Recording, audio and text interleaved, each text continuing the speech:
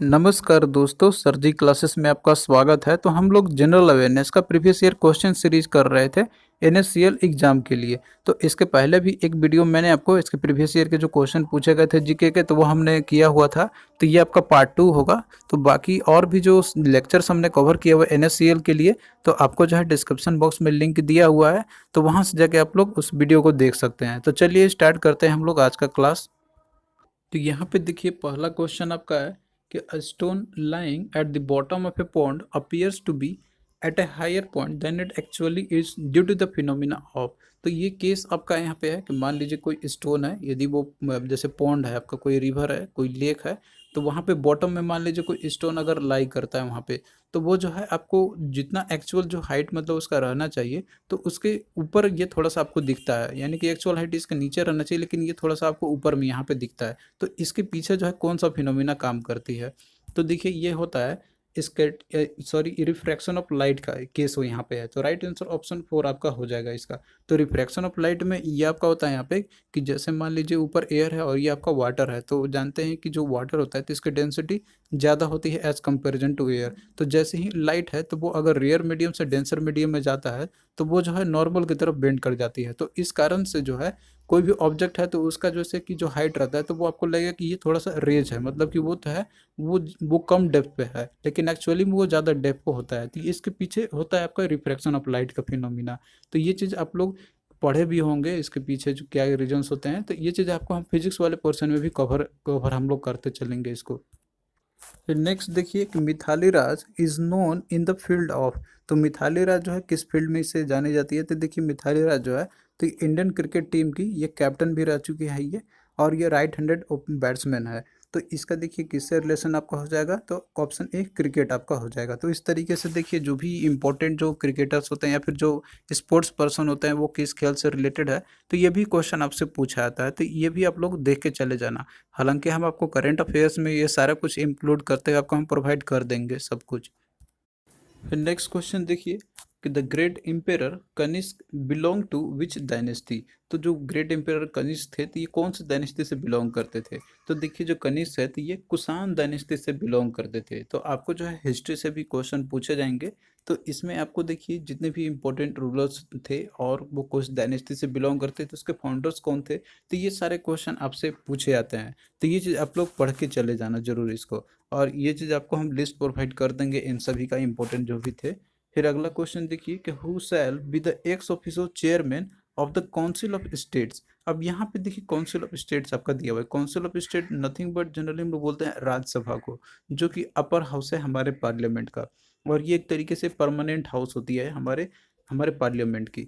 तो देखिए जो एक्स ऑफिसर चेयरमैन होते हैं काउंसिल ऑफ स्टेट्स यानी राज्यसभा के, तो वो वाइस प्रेसिडेंट ही होते हैं इंडिया के। तो इसका देखिए राइट आंसर ऑप्शन 2 आपका हो जाएगा। वाइस प्रेसिडेंट ऑफ इंडिया यही होते हैं, एक्स ऑफिसर चेयरमैन होते हैं काउंसिल ऑफ स्टेट्स के। तो यहाँ पे देखिए जो भी इंपॉर्टेंट पॉइंट्स आपके हैं इसके रिगार्डिंग, जैसे वाइस प्रेसिडेंट ऑफ इंडिया से रिलेटेड आपके, तो सारा कुछ हम लोग पॉइंट्स देख लेते हैं। इसके बेसिस पे कोई भी क्वेश्चन आपसे पूछा जाएगा तो वो आप लोग इजिली कर सकते हैं। तो देखिए आर्टिकल नंबर 63 में मेंशन किया गया हुआ है कि इंडिया के लिए जो है एक वाइस प्रेसिडेंट होगा। तो इसमें देखिए जो आर्टिकल 64 में ये कहा गया हुआ है कि वाइस प्रेसिडेंट ये कि यही जो है एक्स ऑफिसर चेयरमैन होंगे काउंसिल ऑफ स्टेट्स का। यानी कि काउंसिल ऑफ स्टेट्स में लोग बोलते हैं राज्यसभा को, जो कि अपर हाउस है हमारे पार्लियामेंट का। तो देखिए जो वाइस प्रेसिडेंट जो होते हैं, तो ये जो सैलरी इनको मिलती है, तो इनको राज्यसभा का चेयरमैन होने के लिए ही मिलती है इनको। जब वाइस प्रेसिडेंट ये रहते हैं उसके बेसिस पे उस पोस्ट के लिए इनको नहीं मिलती है, क्योंकि इनका जो फंक्शन होता है तो राज्यसभा में ज़्यादा होती है। तो उन्हीं के बेसिस पे ही, मतलब उसी के लिए जो है इनको सैलरी मिलती है, not for a being of vice president. तो वाइस प्रेसिडेंट जो है, तो ये अगर हम लोग ऑफिस ऑफ प्रेसिडेंस में देखें तो ये सेकेंड पोजीशन पे आते हैं। यानी कि जो फर्स्ट में आते हैं प्रेसिडेंट, उसके बाद इनकी नंबर आती है ऑफिस ऑफ प्रेसिडेंट्स की यदि हम बात करते हैं तो rank wise president first number पे हो गया और प्रेसिडेंट्स में सेकंड नंबर पे आते हैं।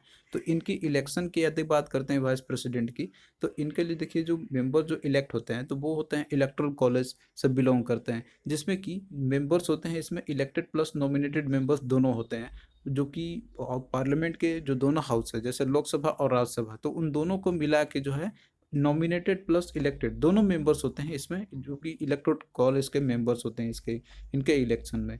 तो इसमें देखिए जो इलेक्टोरल कॉलेज जो रहता है आपका प्रेसिडेंट का और वाइस प्रेसिडेंट का, इनमें थोड़ा सा डिफरेंट होती है इलेक्टोरल कॉलेज का।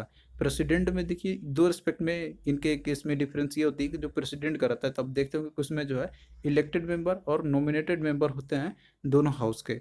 फिर उसके बाद दूसरा आपका रहता है यहाँ पे कि इनमें जो है member of state legislative assembly के, तो ये नहीं होते हैं इनके इलेक्शंस में। तो ये दोनों में बस थोड़ा सा डिफरेंस आपका है। तो जो इलेक्टोरल कॉलेज का प्रेसिडेंट का और जो आपका यहाँ पे है मतलब कि जो वाइस प्रेसिडेंट का इलेक्शन में है, तो वाइस प्रेसिडेंट का इलेक्शन जो है ये जैसे प्रेसिडेंशियल इलेक्शन जो होता है आपका, तो उसी के बेसिस पे होती है ये, bye means of proportional representation of a single transferable vote. And vote जो होता है तो यहाँ पे सीक्रेट बैलेट के थ्रू होती है जैसे कि प्रेसिडेंट के केस में होता है। तो ये सारा कुछ हम लोग जो है पॉलिटी के क्लास में हम लोग देखेंगे इसको और अच्छे से। अब देखिए जो क्वालिफिकेशन होनी चाहिए वाइस प्रेसिडेंट को बनने के लिए, तो सबसे पहले तो आपको क्वालिफिकेशन में ये रहता है कि he should be citizen of India. दूसरा क्वालिफिकेशन होता है कि इन्होंने जो है 35 ईयर्स ऑफ एज कंप्लीट किए जा चुके हैं इनके द्वारा। अब यहाँ पे देखिए इक्वल टू 35 नहीं चलता है, ग्रेटर देन 35 चलेगा, लेकिन equal to 35 is not allowed. तो ये कॉन्स्टिट्यूशन में मेंशन किया गया, तो ये आप लोग याद रखना इस पॉइंट को भी। और तीसरा इसमें है कि he should be qualified for the election of the member of the Rajya Sabha, यानी कि राज्यसभा के मेंबर होने के लिए वो क्वालिफाइड वो किए होने चाहिए। और जबकि प्रेसिडेंट का जब बात आया था आपका वहाँ पे, तो वो जो है उनको आपने देखा था वहाँ पे, उनके लिए ये कंडीशन नहीं होती है कि राज्यसभा से ही वो बिलोंग करे। क्योंकि देखिए जो वाइस प्रेसिडेंट होते हैं तो ये राज्यसभा में इनकी ज़्यादा फंक्शनिंग होती है। ये एक्स ऑफिसर चेयरमैन के लिए जैसे अपॉइंट होते हैं, मतलब एक्स ऑफिसर चेयरमैन की तरह ये एक्ट करते हैं राज्यसभा का। तो इसलिए जो है इनका इलेक्शन मतलब कि होना चाहिए, तो मेंबर राज्यसभा का होना चाहिए क्वालिफाइड उनके। फिर उसके बाद चौथा आपका दिया हुआ है कि he should not hold in office of profit. तो ऑफिस ऑफ प्रॉफिट यहाँ पे कहने का मतलब है कि ये जो है कोई भी गवर्नमेंट ऑफ इंडियन गवर्नमेंट के अंदर में कोई ऐसे ऑर्गेनाइजेशन के अंदर में इनके ऊपर में मतलब कि ये कोई भी पहले से पद ग्रहण ना किए हो। तो ऑफिस ऑफ प्रॉफिट उसी को हम लोग बोलते हैं। जैसे कोई भी गवर्नमेंट जो हो गया अंदर के अंदर में, या फिर स्टेट गवर्नमेंट के अंदर में, या फिर कोई लोकल अथॉरिटी है, या फिर कोई भी पब्लिक अथॉरिटी है, तो वहाँ पे जो है उनकी कोई भी पोस्ट नहीं होनी चाहिए। अब इसमें देखिए जैसे वाइस प्रेसिडेंट जब ड्यूटी अपना जब परफॉर्म करते हैं ये, तो ये प्रेसिडेंट के जो फंक्शन ये परफॉर्म ये कर सकते हैं।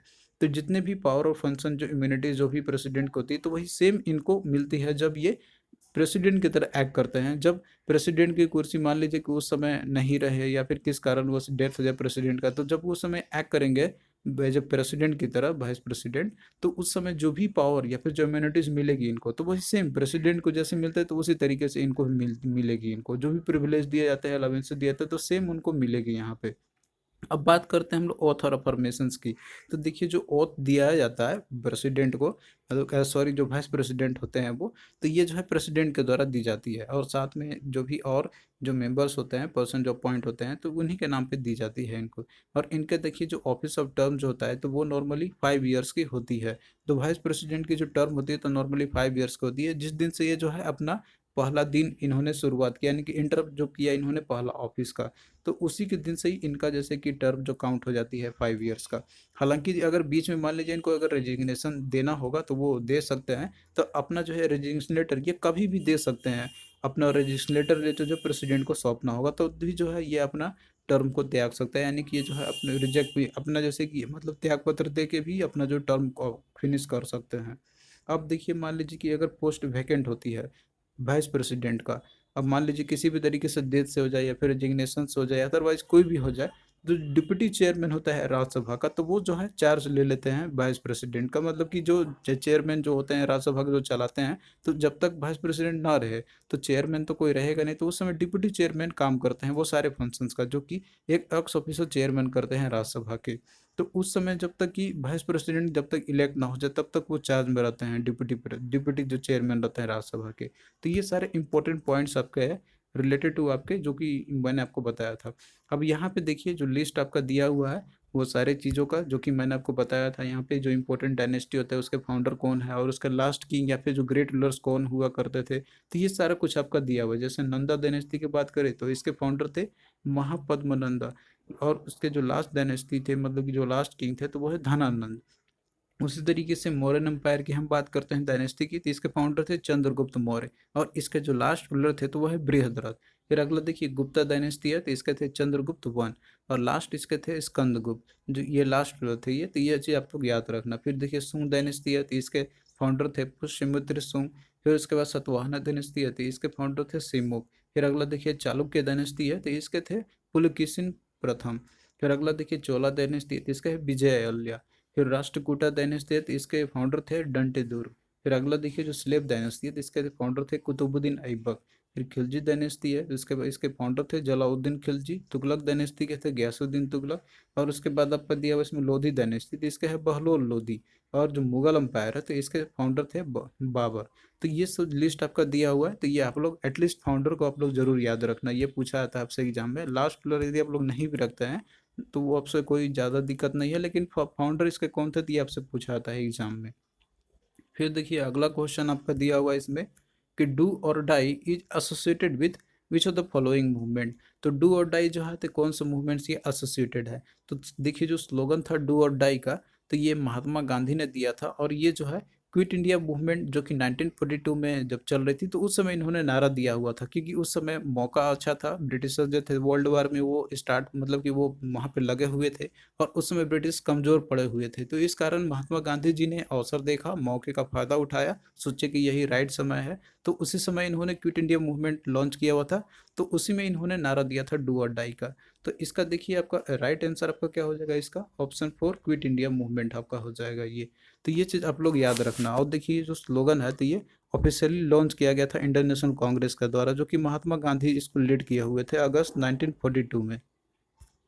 फिर नेक्स्ट देखिए कि which bone is the largest bone in the human body. तो देखिए ह्यूमन बॉडी के अंदर में सबसे लार्जेस्ट बोन कौन सी होती है। तो देखिए अगर ह्यूमन बॉडी की बात करें, तो जो फीवर जो बोन होती है, तो वो फेमur जो बोन होती है, यानी कि जो जांघ की जो हड्डी होती है, तो वो सबसे लार्जेस्ट बोन होती है ह्यूमन बॉडी का। तो राइट आंसर आपका ऑप्शन 1 आपका हो जाएगा इसका।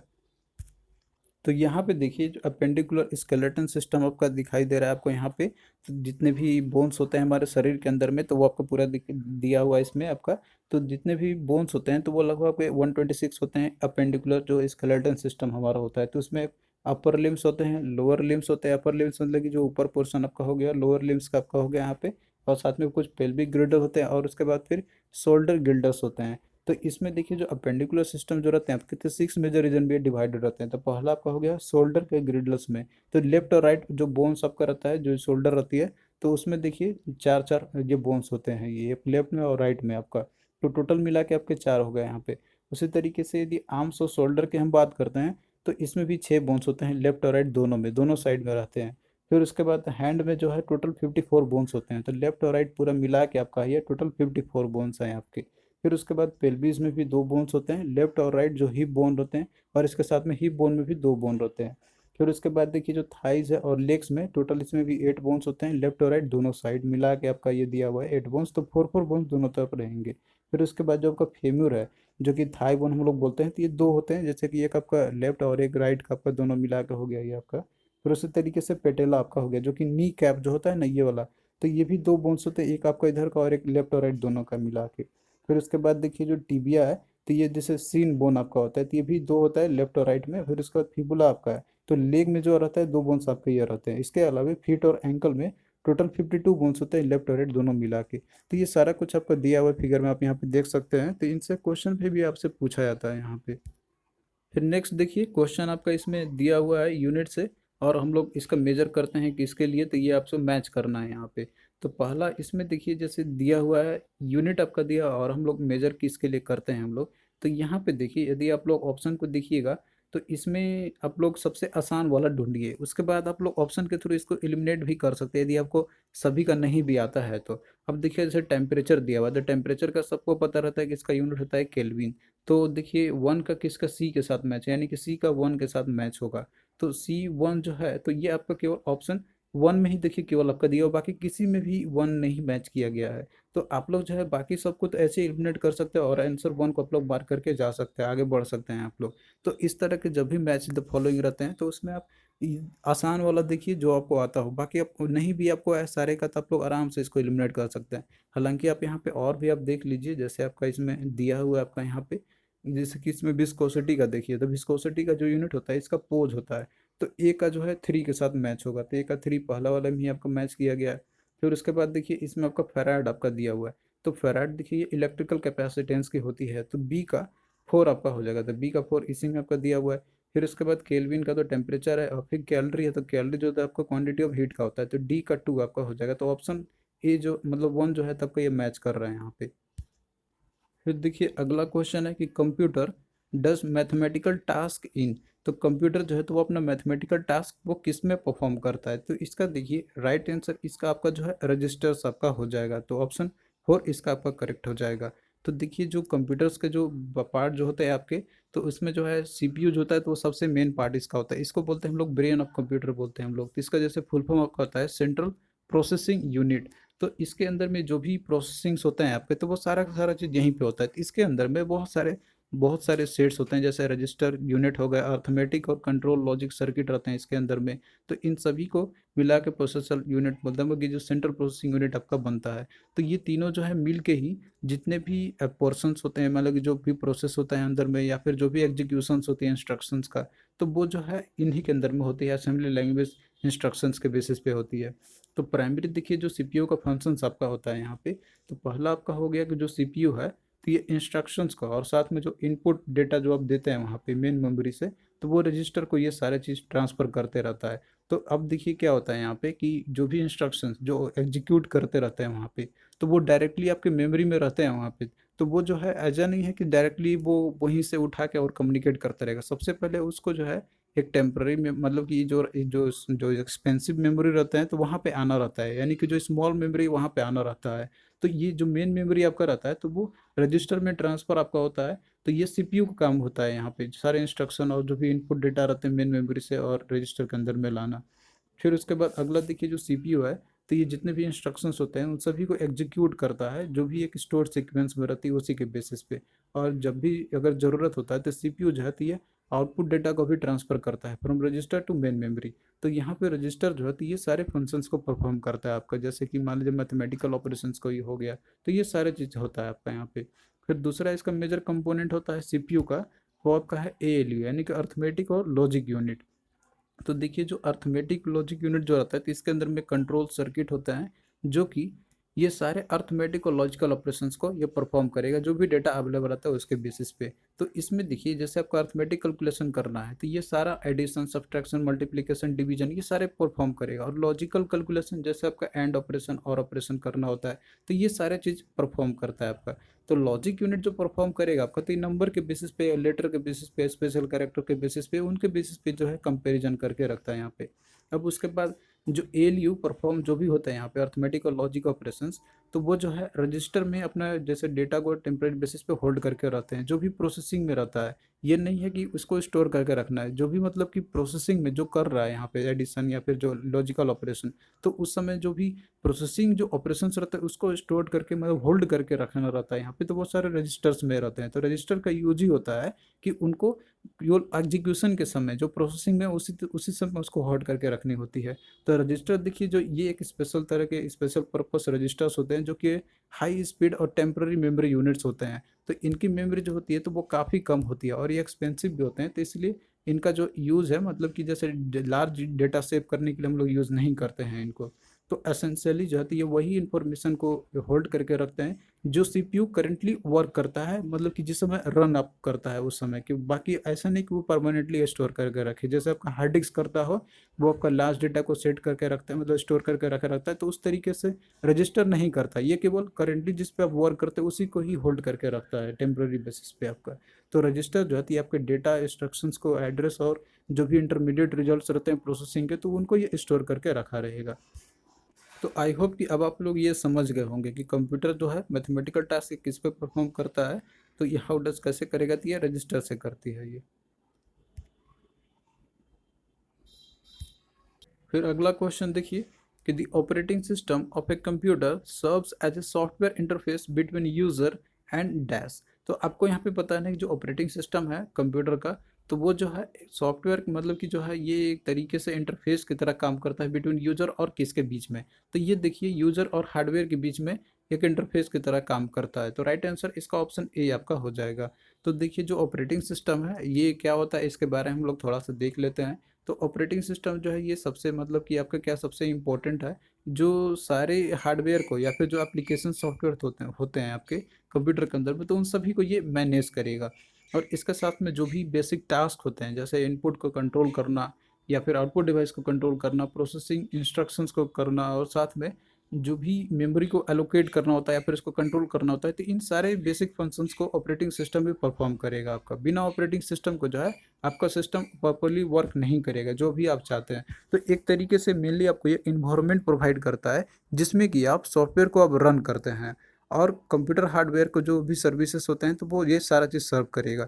तो ऑपरेटिंग सिस्टम के अंदर में सेट ऑफ प्रोग्राम्स होते हैं जो कि ये कंट्रोल, कोऑर्डिनेट और सुपरवाइज करता है जितने भी एक्टिविटीज़ होते हैं आपके कंप्यूटर सिस्टम के अंदर में जो भी कंपोनेंट्स लगे रहते हैं। तो सिंपल वर्ड में आप कह सकते हैं कि जो ऑपरेटिंग सिस्टम है तो ये एक प्रोग्राम होता है आपका जो कि एक तरीके से इंटरफेस की तरह काम करता है यूजर और हार्डवेयर के बीच में। तो देखिए जो ऑपरेटिंग सिस्टम है तो इसके बहुत सारे जैसे होते हैं टाइप्स होते हैं। इसके एग्जांपल आपका जैसे यूनिक्स हो गया, एमएस डॉस हो गया, इसके बाद विंडोज़ का सीरीज होते हैं जैसे 98, 2000 और एक्सपी, इसके बाद और भी आपके आए हुए हैं। तो इस तरीके से देखिए जो ऑपरेटिंग सिस्टम्स होते हैं इसके बहुत सारे वेरियस टाइप्स होते हैं आपके, जैसे बैच ऑपरेटिंग सिस्टम हो गया, मल्टी प्रोग्रामिंग ऑपरेटिंग सिस्टम हो गया, मल्टीटास्किंग ऑपरेटिंग सिस्टम हो गया, मल्टी प्रोसेसिंग ऑपरेटिंग सिस्टम हो गया, रियल टाइम ऑपरेटिंग सिस्टम्स हो गया। तो ये सारे इसके टाइप्स हैं जो कि हम लोग कंप्यूटर का जब क्लास स्टार्ट करेंगे तो वहाँ पे हम लोग अच्छे से इसको कवर करेंगे, क्योंकि देखिए जो कंप्यूटर जो है आपका तो ये इम्पोर्टेंट है इस एग्ज़ाम के लिए। इससे आपके 2 क्वेश्चन जीके में आपसे पूछे ही जाते हैं और वो 2 क्वेश्चन काफ़ी मायने रहेगा आपका और वो बहुत ही सिंपल रहेगा।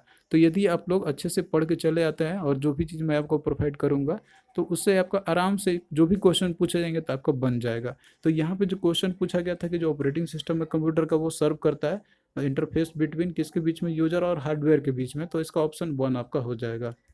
तो यहाँ पे देखिए जो भी इंपॉर्टेंट क्वेश्चन आपके पूछे गए थे एक सेट में तो वो हमने पूरा कंप्लीट कर लिया है। इसी तरीके से आगे भी हम लोग जो है कवर करते रहेंगे आपके प्रीवियस ईयर, जिससे कि आपको आइडिया हो जाए कि किस तरह के क्वेश्चन आपके पूछे गए थे जीके में। तो चलिए दोस्तों फिर मिलते हैं आपसे नेक्स्ट वीडियो में, तब तक के लिए बाय।